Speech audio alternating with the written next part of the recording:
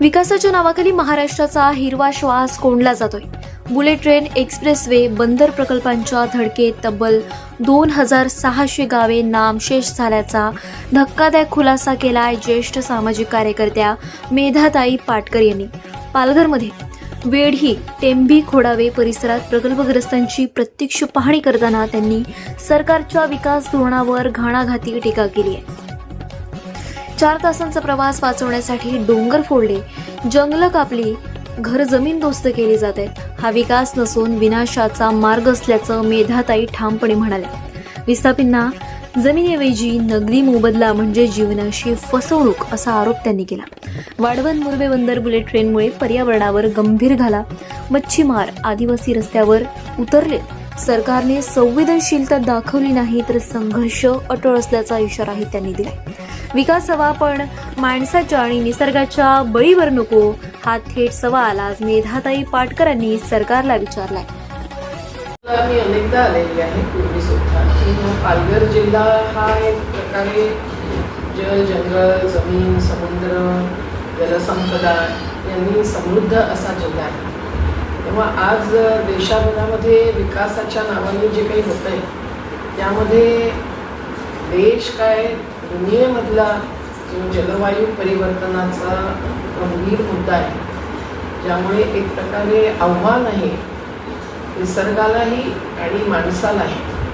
तर त्या दृष्टिकोनातून आपल्याला विकास कसा असावा आणि कसा नसावा याचा निर्णय व्यवस्थित घ्यायला पाहिजे।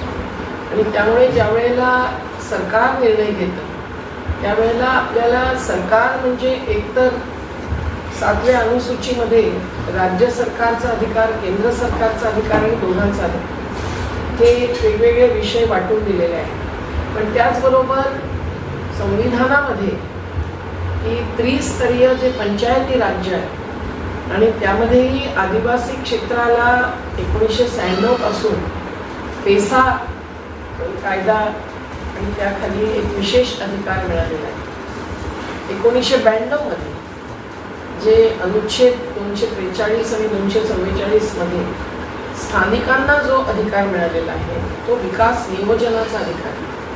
आणि त्यामुळे ग्रामसभेची मंजुरी आणि ग्रामीणांना बरोबर घेऊन यामध्ये आदिवासींना जास्त अधिकार असला पाहिजे, कारण आदिवासींच्या हातामध्ये ही सगळी संसाधनं आहेत आणि त्यांनी पिढ्यानपिढ्या ही संसाधनं वाचवलेली आहेत। आज जर हिरवं आच्छादन वाचलं नाही, आज जर डोंगरावरती सुद्धा जंगल उरलं नाही तर पहाड धसतो। उत्तराखंडामध्ये असंच होतं, आता मी हिमाचल प्रदेशमध्ये जाऊन आले तिथेही असंच होतं, अगदी पश्चिम घाटामध्ये केरळच्या वायनाडमध्ये असंच झालेलं आहे। सगळीकडे शेकडो लोकांचा मृत्यू होतोय। लावासाच्या नदीबद्दल अनेक प्रश्न तिथल्या तात्पर्याने आमच्याबरोबर जोडून घेऊन सुद्धा उठवले। जयराम रमेशांसारख्या मंत्र्यांनी मंजूर केले, पण त्याचं पूर्ण पालन न झाल्यामुळे काहींना अधिकार मिळाले सुद्धा जमिनीचे परत, कारण ते सगळे कागदपत्र खोटे होते, पण पूर्ण पालन न झाल्यामुळे 3 बंगले खाली कोसळले, त्याच्यामध्ये जे गरीब होते त्यांचा मृत्यू झाला। हे सगळं जे होतं आहे, हिमालय सुद्धा अगदी वितळतो आहे आणि नद्या सुद्धा बर्बाद होत आहे, भूजल संपुष्टात येत आहे। या सगळ्या गोष्टींची दखल घेणं गंभीर घ्यायला आवश्यक आहे आणि खरोखर या सगळ्या गोष्टींची दखल घेऊन विकास कसा असावा हे ठरवायचं असेल तर प्राधान्य कशाला याचा विचार केला। 4 तास प्रवास जरा कमी व्हावा म्हणून कोट्यावधी रुपयांचा खर्च करणं कुठल्याही ट्रेनवर, मग ती महाराष्ट्रातली बुलेट ट्रेन असो की केरळची केरळ ट्रेन असो, याबद्दल विचारात घेणं आवश्यक आहे। आणि आज आम्ही पाहून आलो की बुलेट ट्रेनसाठी जे काही टनेल बनतो आहे, जे काही ब्लास्टिंग होत आहे त्याचं सगळं कोण भोगत आहे। वेगवेगळ्या गावांमध्ये आम्ही पाहिलं की कशा प्रकारे घरं ध्वस्त झालेलं आहे। एक एकादशी जालिम पाटील नावाच्या बाईचं घर त्यांनी 2 वर्षापूर्वी बांधलेलं, पण आज ते अशा प्रकारे दरार पडून स्थितीत आहे आणि कंपनीच्या लोकांनी त्यांना लोखंडी आधार दिला। याचा अर्थ कंपनीला माहिती आहे की त्यांच्याच कार्यामुळे ते परिणाम होत आहे. मग अशा परिस्थितीमध्ये कायद्याचा आधार घेणंही आवश्यक आहे. आता पहाडामध्ये जे रेत खनन होत होतं दगडांचं आणि क्रशर्स, तर त्यामध्ये सुद्धा गैरकायदेशीर कार्य होतं. त्यामुळे सागर भाऊंसारख्या, सुजय भाऊंसारख्या सगळ्यांनी मिळून जे काही प्रश्न उठवले त्याचा निर्णय त्यांच्या बाजूनी झाला. आणि आज म्हणून त्या गावातल्या पिंडी खोडात गावातल्या बायका सुद्धा खुश होत्या. त्यांना वाटलं की ह्या सगळ्या संघटित शक्तीमुळे त्यांनी बेकायदेशीरपणा रोखला. आणि ही जे मायनर मिनरल्स म्हणजे गौण खनिज आहे त्याच्याबद्दल खूप मोठा निर्णय सुप्रीम कोर्टाचा आहे 27 फेब्रुवारी 2012चा. आणि नॅशनल ग्रीन ट्रायब्युनल, हरित न्यायाधिकरण जे आहे त्यांचे सुद्धा 2013मध्ये खूप आदेश आहेत. आणि प्रत्येक मुख्य सचिवाला राज्याच्या जबाबदारी दिलेली आहे गैरकारभार थांबवण्याची. मग ग्रामसभेच्या ठरावांमध्ये सुद्धा खोटे बदलाव केले जातात. ते या संदर्भामध्ये आम्ही सर्वांनी पाहिले आहे. आणि काही प्रमाणामध्ये ते लक्षात आणून दिल्यानंतरच हे खनन थांबलेलं आहे. हसदेव अरण्य छत्तीसगडमध्ये त्याच्या खाली कोळसा आहे म्हणून जे अडाणी कंपनीला दिलेलं आहे तिथे सुद्धा असंच झालेलं आहे. ग्रामसभेच्या ठरावांमध्ये खाडाखोड. तेव्हा हे सगळं पूर्णतः गैरकायदेशीर तर आहेच, पण अन्यायपूर्ण आहे.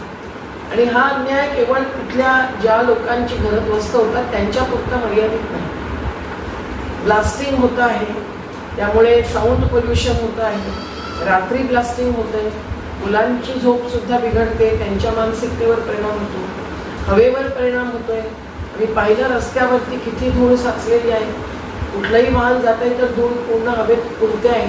तर सगळ्याचे परिणाम, पाणी सुद्धा भूजलावरती अनेक गावांचा परिणाम झालेला आहे.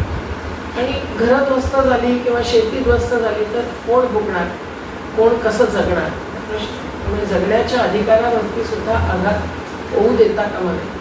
आणि म्हणून विकासामध्ये आज गावागावामधल्या रस्त्यांकडे लक्ष न देता जर मोठमोठे हायवेज आणि फ्लायओव्हर्सच झाले आणि 2-2 मोठे फ्लायओव्हर्स काही 100 मीटर दूर एवढं जर लक्ष झालं तर मग मुठ्ठीभरांसाठी ही सगळी संपत्ती उभी केली जाते.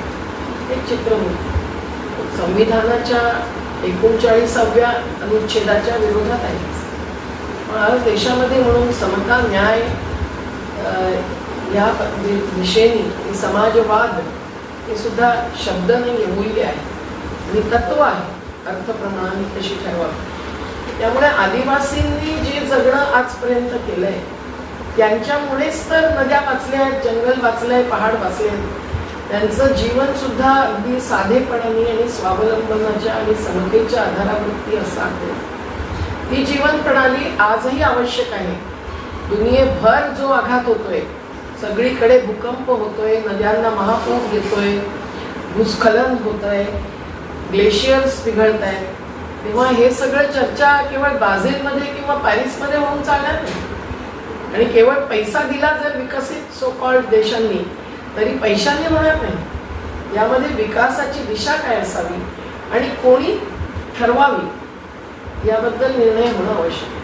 म्हणून आदिवासींना जो अधिकार 5व्या अनुसूचीमध्ये दिलेला आहे, पैसा कायद्याने दिलेला आहे आणि अनुच्छेदामध्ये संविधानाच्या दिलेला आहे, तो अत्यंत महत्त्वाचा आहे. आणि आदिवासींच्या पलीकडे आज पूर्ण देशभर ग्रामपंचायतींनाच नाही तर ग्रामसभांना अधिकार, शहरातल्या वॉर्ड्सनाच नाही तर शहरातल्या वस्तींना अधिकार, आणि या अधिकाराच्या खाली त्यांच्या मार्फत विकास नियोजन होणं ही सगळ्यात मोठी गरज आहे.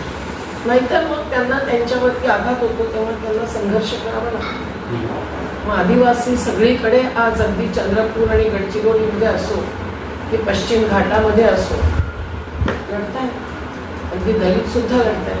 म्हणून इथे जी आदिवासी समाजोन्नती या नावाने एक सेवाच नाही तर कर्तव्य मानून एक संघटित शक्ती उभी राहिलेली आहे, ज्यामध्ये महिलांची सुद्धा फार मोठं योगदान आहे.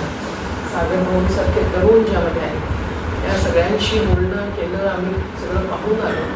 आम्हाला वाटतं की हे कार्य फार महत्त्वाचं आहे. सरकारने संवादशीलता दाखवली पाहिजे, संवेदना दाखवली पाहिजे आणि यांच्याशी चर्चा केली पाहिजे.